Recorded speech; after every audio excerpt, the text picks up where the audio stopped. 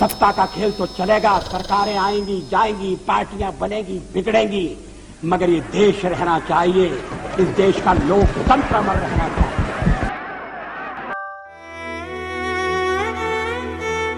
आज भारत सिर्फ software exporter नहीं है, बल्कि इनोवेशन एक्सपोर्टर भी बन गया है। चांद के दक्षिणी ध्रुव पर तिरंगा लहराया। 23 अगस्त 2023 को भारत ने रचा इतिहास। ताकत जो सिर्फ हथियारों से नहीं आती, बल्कि संस्कृति, कला और विचारों से भी बनती है। इस ताकत को दुनिया सॉफ्ट पावर कहती है। कल तक हम हथियारों के लिए दूसरों पर निर्भर थे, लेकिन आज दुनिया हमारे सामने कतार में खड़ी है।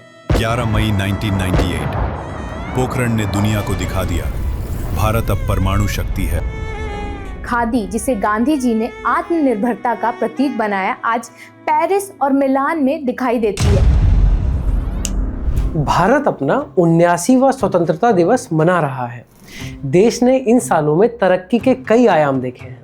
आज हम मुड़कर देखते हैं तो पाते हैं कि भारत ने हर क्षेत्र में असंभव को संभव कर दिखाया है। बजरबट्टू का ये स्पेशल एपिसोड कुछ ऐसे ही कारनामों का लेखा जोखा है। आज हम लेकर आए हैं भारत की उन उपलब्धियों की कहानी जो सिर्फ आंकड़ों में नहीं, बल्कि हर भारतीय के दिल में बसी है। सबसे पहले हम शुरुआत करेंगे देश में हुई प्रगति से। दोस्तों, भारत की ताकत सिर्फ सीमा पर तैनात जवानों में नहीं, बल्कि उन हथियारों में भी है जिन्हें अब हम खुद बनाते हैं। ब्रह्मोस 2 हाइपरसोनिक क्रूज मिसाइल, और सबसे गर्व की बात, इसमें 70% से ज़्यादा पार्ट्स भारत में बने हैं। फिर आता है INS विक्रांत। 2025 में इसका इंडिजिनस अपग्रेड पूरा हुआ। ये अब सिर्फ एक एयरक्राफ्ट कैरियर नहीं, बल्कि तैरता हुआ एयरबेस है जो 30 से भी ज़्यादा फाइटर जेट्स को एक साथ ले जा सकता है।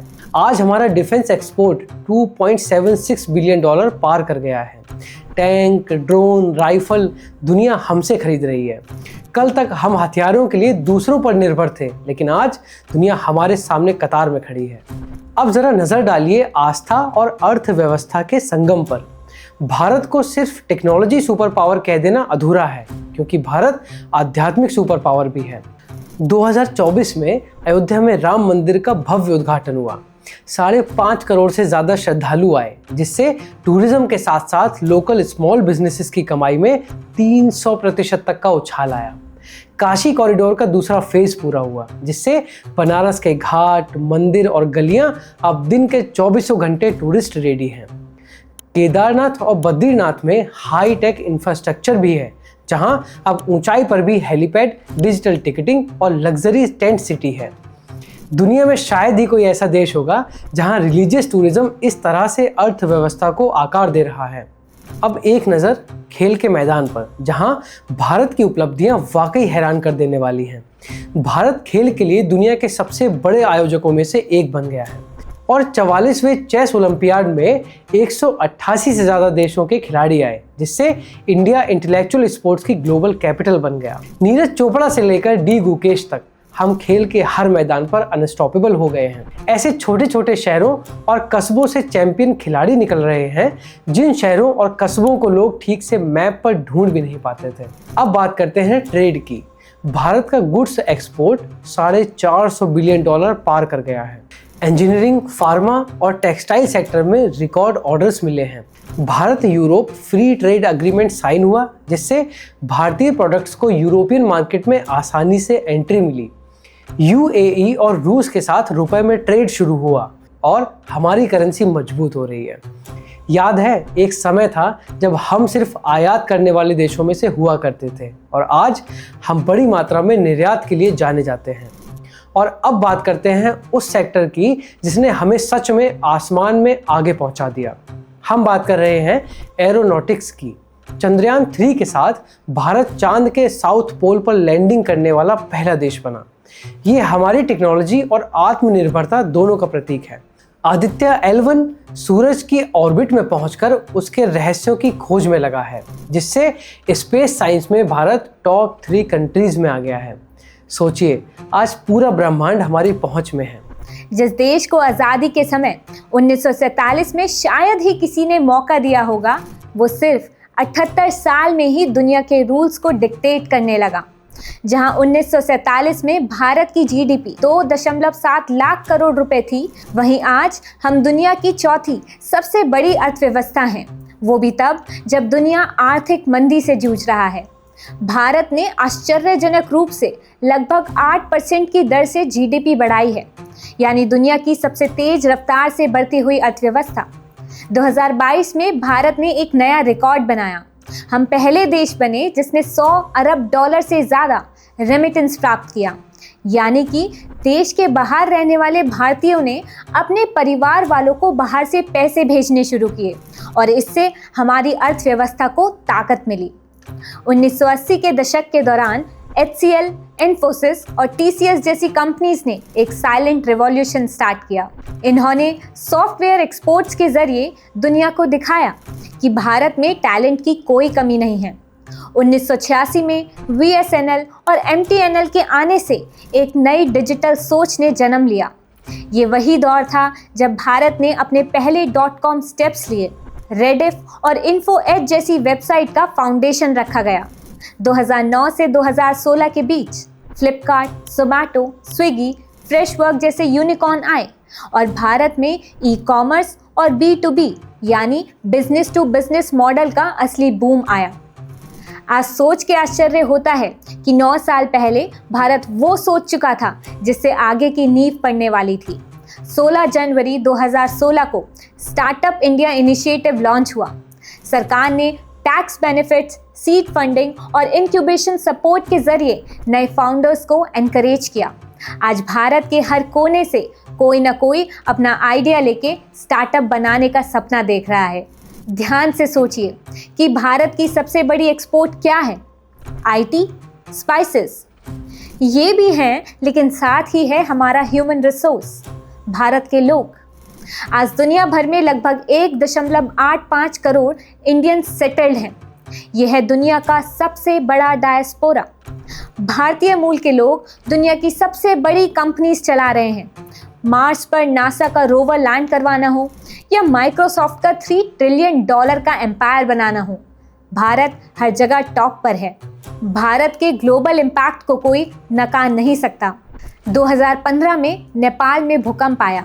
ऑपरेशन मैत्री के अंडर इंडियन आर्मी ने 1000 से ज़्यादा लोगों को बचाया और 1700 से ज़्यादा मेडिकल एड दिया। हेलीकॉप्टर्स, डॉक्टर्स और इंजीनियर्स, सब कुछ भेजा गया बिना किसी देरी के। 2023 में जब टर्की और सीरिया में भूकंप आया, भारत ने तुरंत ऑपरेशन दोस्त शुरू किया। 5 एयरक्राफ्ट, 250 से ज़्यादा train personnels, NDRF dog squads, 30 bed hospital, सब कुछ भेजा गया। जब हम अपना नेशनल एंथम गाते हैं तो सिर्फ आज़ादी की यादें ही नहीं बल्कि उस ताकत का भी एहसास होता है जो हमने पूरी दुनिया में फैलाई है। ताकत जो सिर्फ हथियारों से नहीं आती बल्कि संस्कृति, कला और विचारों से भी बनती है। इस ताकत को दुनिया सॉफ्ट पावर कहती है और इसमें भारत एक महाशक्ति है। आइए जानते हैं कि कैसे हमारी फिल्में, योग, फैशन, खाना और पर्यटन पूरी दुनिया को भारत से जोड़ते हैं। आज़ादी के इन दशकों में भारत ने अपने रंग, स्वाद, संगीत और आध्यात्मिकता से पूरी दुनिया को अपना बना लिया और इसमें सबसे आगे है हमारा सिनेमा। भारत दुनिया की सबसे बड़ी फिल्म प्रोड्यूसिंग इंडस्ट्री है, जहां हर साल 2000 से ज़्यादा फिल्में बनती हैं। रशिया से लेकर लॉस एंजलिस तक, राज कपूर से लेकर रणबीर कपूर तक हम हर जगह मौजूद हैं। शाहरुख खान को फ्रांस का लेजियन ऑफ ऑनर अवार्ड मिलता है।